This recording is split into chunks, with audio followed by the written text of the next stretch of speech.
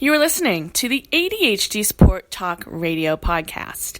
ADHD Support Talk Radio is sponsored by ADDclasses.com. Sign up now for a free webinar by going to www.addclasses.com. This is your co-host, Tara McGillicuddy, and I am back this week with a brand new episode. And today I'm going to be talking to you about too much information. I know a lot of you who have heard that term TMI over the past decade or so, and the TMI is a joke that you gave too much information, and usually it's something inappropriate. But a lot of us with ADD and ADHD can tend to give out too much information, and this can really impact us negatively, socially, also business-wise, professionally. So are you somebody that gives out too much information? If somebody asks you a yes or no question, or a question like, what time would you like to meet? Do you simply answer yes or no? Do you simply give them the time or times you'd like to meet?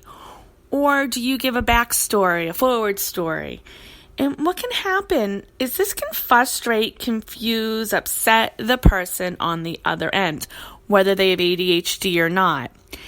And oftentimes what can happen is when we don't give enough information, people will usually ask for more information. They'll ask you to clarify, they'll ask for more information. But when you give out too much information, sometimes people don't say anything. They have that weird look on their face. They get distracted. They get confused. And it is really a simple fix. I don't know if it's easy, but it's simple.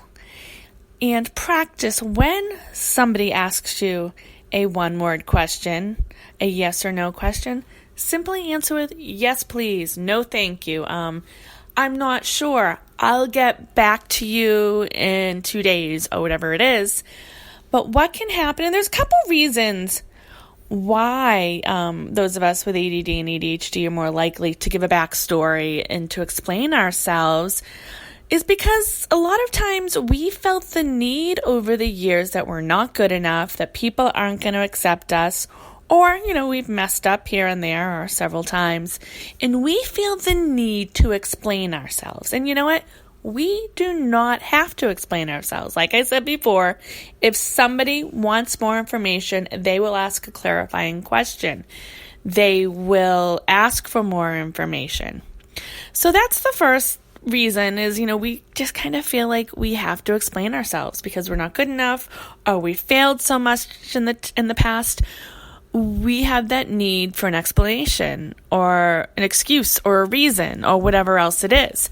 The second part that's common for a lot of us with ADD or ADHD is we process things while we are speaking or writing. And that can be very frustrating to the person on the other end. So if somebody asks you, okay, what time would you like to meet for dinner tonight? What you're thinking about is, okay, I have to pick up my daughter from school. I have to do my laundry. Can I meet? And so you're processing it. And that other person doesn't need to see it or hear it.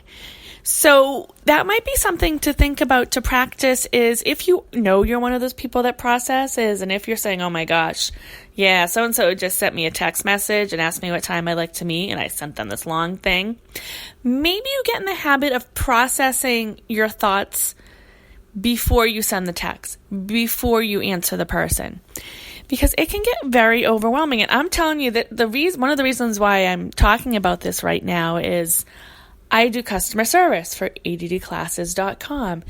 And over the past couple weeks, I've gotten a lot of people who have written in because they lost their password to get into something. Or it's like a simple fix. Okay, could you please help me get with my password? Could you please tell me where to find this on your site? It's basic, simple question.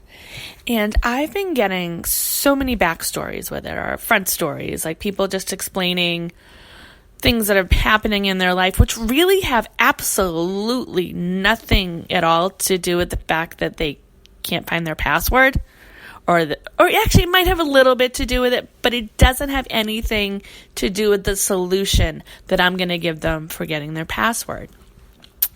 So this is something to a lot of us, and I do it too. I'm at one extreme to the other, where somebody will ask me a question and I'm very simple, one word, quick answer, which might offend some people.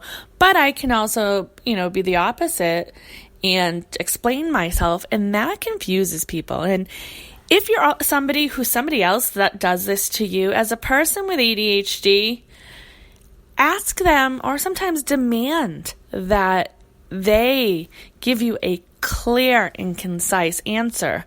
Because going back to that, time thing, I've had friends, what time do you want to meet? And I'll get this long text with 3 or 4 times on there, but one of them was like, okay, I got to work at this time. I have to take my cat to the vet at this time. And the way my brain works with ADHD and all my other brain wiring issues, I get confused. So somebody might have said, hey, I want to meet you at 5 o'clock. But in my mind, the first thing I saw was time she had to take her cat to the vets. So I've been practicing, advocating for myself and saying, okay, can you please just give me one word? Or, can you clarify what time we're going to meet? And depending on the situation, the person, I might be very abrupt and say, please just give me a one-word answer, which I've done to people before, which doesn't always go over well. So, and I'll clarify, okay, I asked you a yes or no question, and was that a yes or no? So, communication is a two-way streak, and we have to practice, and it's different for everyone. The way you communicate with your mother may not be the same way you communicate with your boss. And the way you communicate with one friend may not be the way you communicate with another friend. But if you have those strategies of being clear and concise, and when they're asking you a question, that you're answering the question asked, that may make communication more effective and easier. So I guess my challenge for you is to practice that clear and concise communication. Basically, if somebody asks you a yes or no question, and answer it in one sentence or less. Yes, no. If somebody asks you what time you want to be there or what time you'd like to meet them, give them 1 or 2 time frames. If 5 o'clock is the only time you can meet, give them 5 o'clock, or 5 or 7 would be great. Just simple, concise answers. And it does take practice.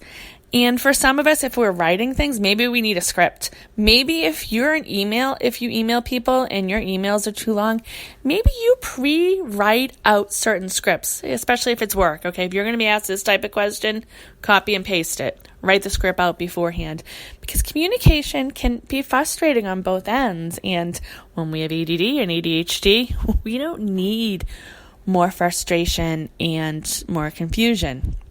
And and like I said, people will clarify if they don't understand. And that might be something that you put in there. It's okay, 5 o'clock is when I want to meet. Does that make sense to you? Or something like that. Do you have, maybe, yes, that'd be great. Do you have any more questions? Is there anything else I can help you with?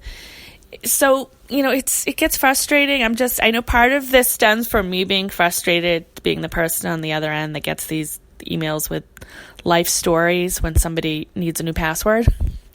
And I'm somebody who understands the ADHD brain wiring and who has been studying it for 2 decades. Most people are not me. So that's something to think about and practice. And, maybe practice with a friend, whether it's text messaging, speaking out loud, if this is something that you're challenged with. But getting back, and here's the thing, I probably said this 5 or 6 times already, which you're probably okay, she's telling us to be clear, concise, and repeat things. But this is a podcast, so I wanted to sink in. All right, so I want to thank you so much for taking the time to listen to ADHD Support Talk Radio. And be sure to stop by addclasses.com and sign up for a free webinar. And we do have a Facebook group, and you can type in ADHD Support Talk on Facebook and you'll find it. Or if you go to ADHDsupporttalk.com, there should be links there. And we just added a brand new mentoring section of the Yahoo, not the Yahoo group, that was like 20 years ago, of the Facebook group. So you can request a mentor, you can volunteer to be a mentor, and like I said, that's on Facebook. And if you type in ADHD Support Talk, or if you go to ADHDsupporttalk.com, click on the big link that says join our Facebook group. All right, thanks again for listening, and this is Tara McGillicuddy.